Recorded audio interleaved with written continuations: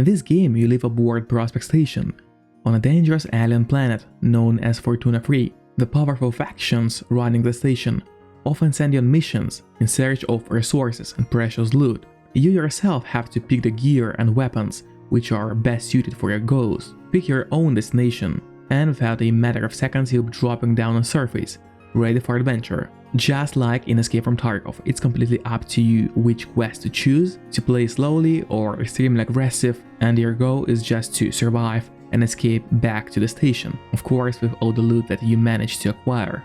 You'll fight both bots and the players, of course, who'll be wandering on each of currently 3 available maps. In this game you'll meet hostile aliens and supercharged radioactive storm, which will try to end your life. In Cycle Frontier, each map differs a lot by nature. It might look really diverse, ranging from desert to jungle. The game is still new and reviews on Steam are really mixed. But if you're into sci-fi, why not give the Cycle Frontier a chance? Marauders is another new game, which is, well, in early access. Pretty much like Escape from Tarkov. It released in October, but reviews are already very positive. Marauders is a tactical first-person multiplayer shooter set in alternative 1990s, where the Great War was never ended. In this dieselpunk game, mercenaries known as Marauders will gear up and pilot their ships through hostile galactic reaches to salvage anything they can and survive by any means necessary. Once again, just like in Tarkov, throughout each map you'll be able to upgrade your gear, find loot, and fight both bots and real players. Some people say that Marauders is even more hardcore than Tarkov. While in Tarkov you have a secure container in which you can store a limited amount of loot and equipment, but still, even if you die, you keep it. In Marauders, there is no such safety option. You risk everything. What's really interesting, in Marauders, you'll deploy into mission in a spaceship. In the beginning, it will be really basic with simple guns and little durability. But later on, after gaining some money, you can upgrade to a really big and deadly ship. With those ships, you can traverse the maps and deploy into structures such as asteroid mines or terraforming locations. However, other ships can intercept you on the way and either destroy or even try to board your own ship. So navigating a safe path is really important in Marauders. But apart from other players, there are more dangers in space, such as defensive turrets, which will be happy to destroy your ship. Once deployed, you'll have only 25 minutes to find as much loot as possible, because your oxygen is limited. What's really important in those games is gunplay, of course. You'll find a lot of historical guns, World War II period guns, post-war, and even modern guns such as M16. However, to me, the gunplay doesn't feel as good as it does in Escape from Tarkov. It feels more casual, like in Counter-Strike. Well, at least I think so. I haven't played Counter-Strike in like 5-6 years, but it feels really similar to me. If I'm wrong, correct me in the comments. Like any new game, it has some glitches, bugs, and just doesn't feel like a finished game. However, it was released only 1 month ago, so I'm pretty sure developers are going to fix it. Marauders is definitely one of the best games on this list today. And a small mention from me, we finally launched the True Slav Crate, which is basically a subscription box with Slavic items that you've seen in Tarkov, Stalker and other games. Those are real Slav snacks made in Eastern Europe, delivered worldwide. So if you're interested in tasting those snacks that you've only seen in video games, then hit the link in the description of this video or in a pinned comment and give True Slav Crate a try. Now back to the video. And the next game on our list is Hunt Showdown.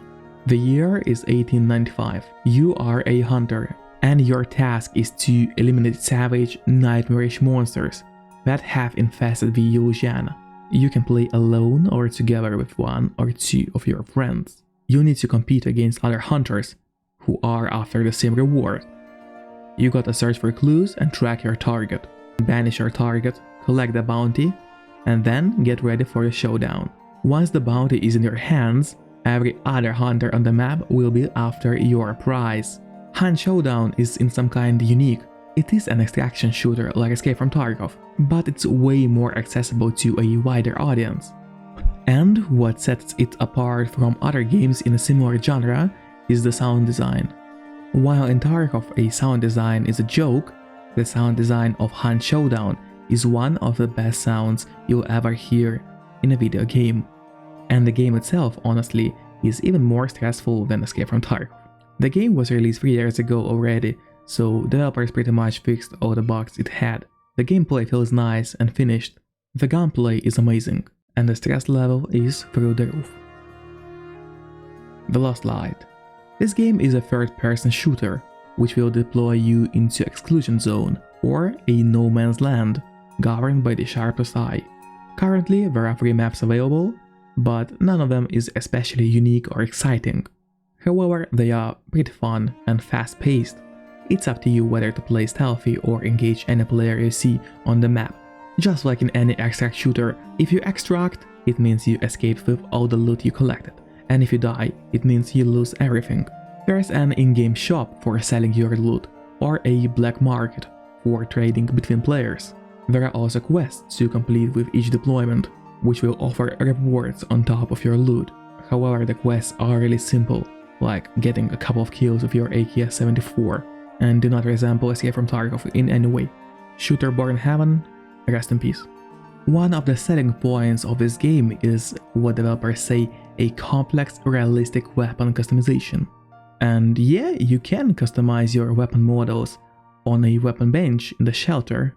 Each weapon will have up to 12 slots for modes. However, attachments must be unlocked first, before purchasing them.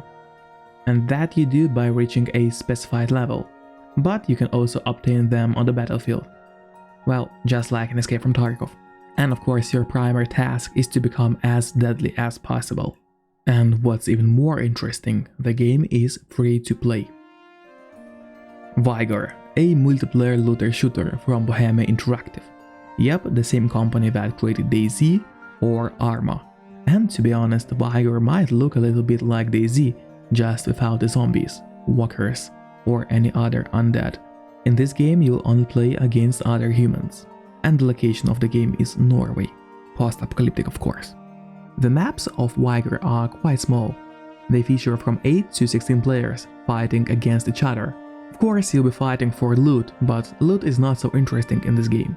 You'll have to focus on things like wood, glass and nails, so you could upgrade your base. And of course, you gotta extract on time to escape a radiation cloud.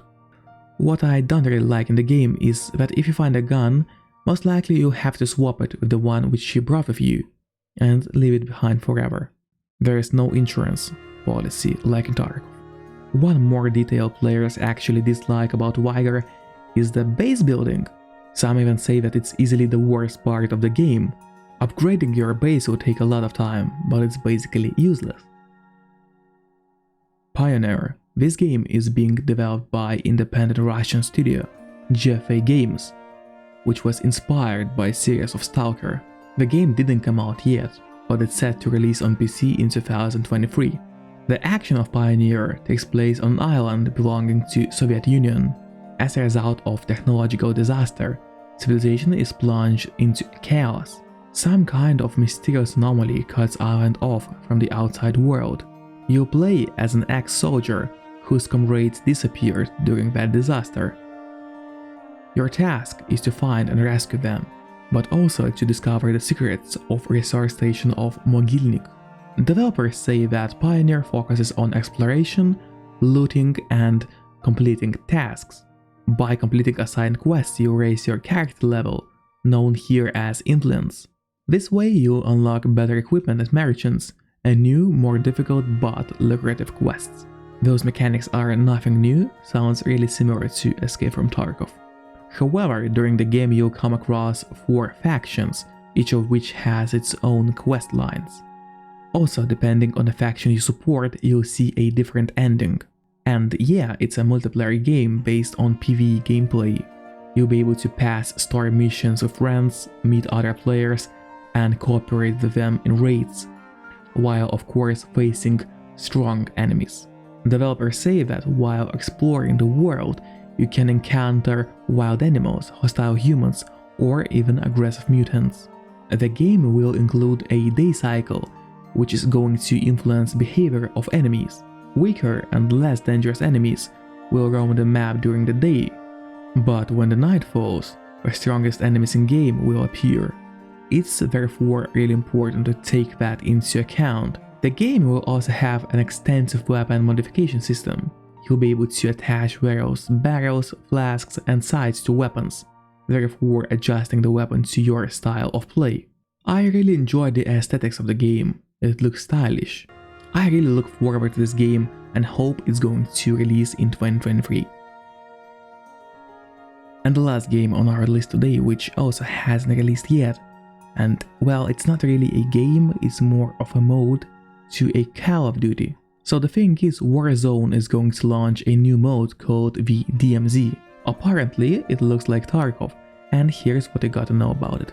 DMZ is basically Call of Duty's take on Escape from Tarkov. It will be released on November 16, together with Warzone 2, and most likely is going to be free to play, just like Warzone.